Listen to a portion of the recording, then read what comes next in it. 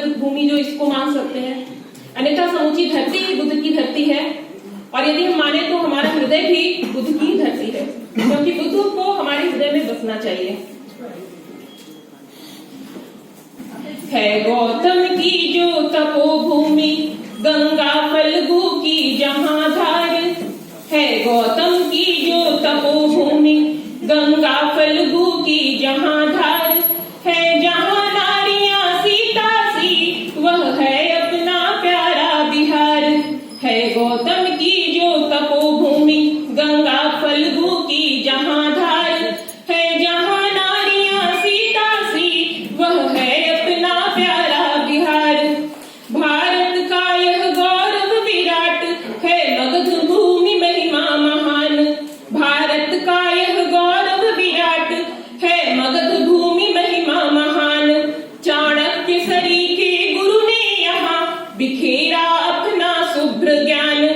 पटना वैशाली मिथिला की, पटना वैशाली मिथिला की गरिमा भी है बरकरार। पटना वैशाली मिथिला की गरिमा अब भी है बरकरार।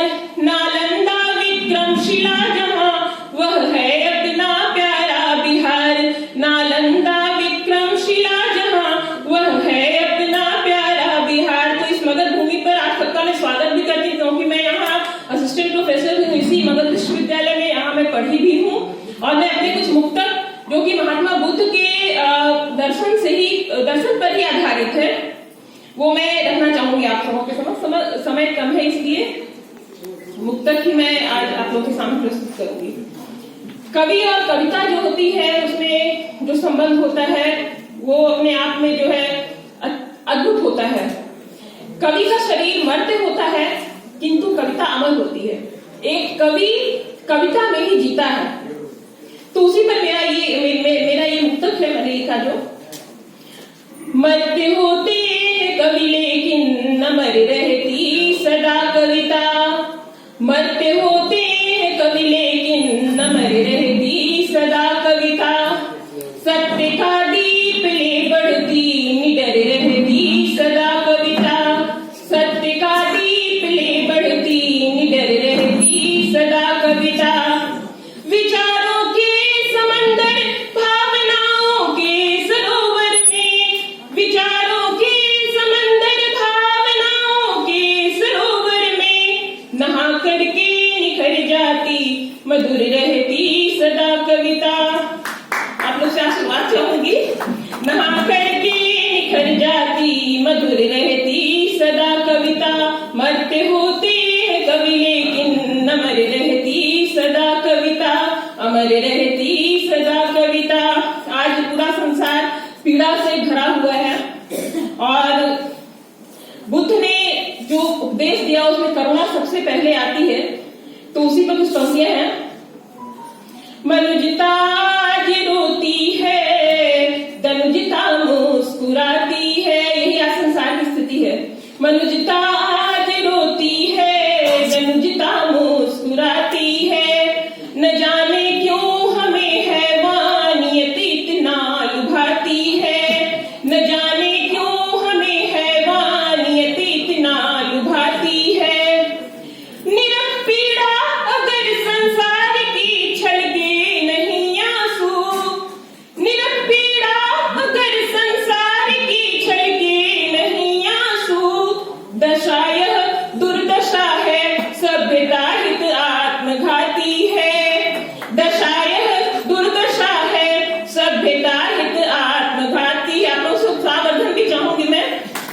तो मनुजता आज रोती है, दनुजता मुस्कुराती है।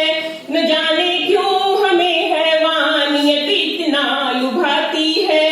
निरख पीड़ा अगर संसार की छलके नहीं आंसू। दशा यह दुर्दशा है, सभ्यता हित आत्मघाती है।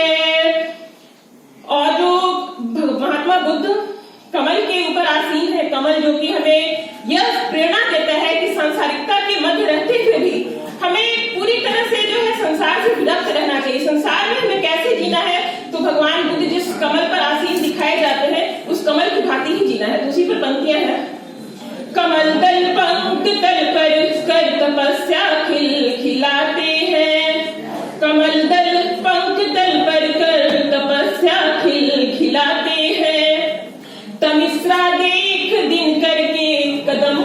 लड़खड़ाते हैं, तमस्सा देख दिन करके कदम कब लड़खड़ाते हैं। विषैले पामरों से फर्क मलयज को नहीं पड़ता, विषैले पामरों से फर्क मलयज को नहीं पड़ता। हलाहल कंठ में धर शिव सकल सृष्टि चलाते हैं, हलाहल कंठ में धर शिव सकल सृष्टि चलाते हैं।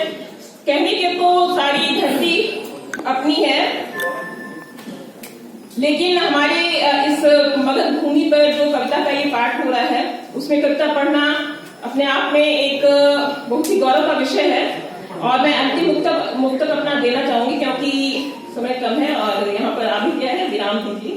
तो अंतिम मुक्तक मैं अपना जो है वो आप लोगों के सामने जो है प्रस्तुत करती हूँ, क्योंकि ये जिला और ये धरती मेरे लिए बहुत महत्वपूर्ण है।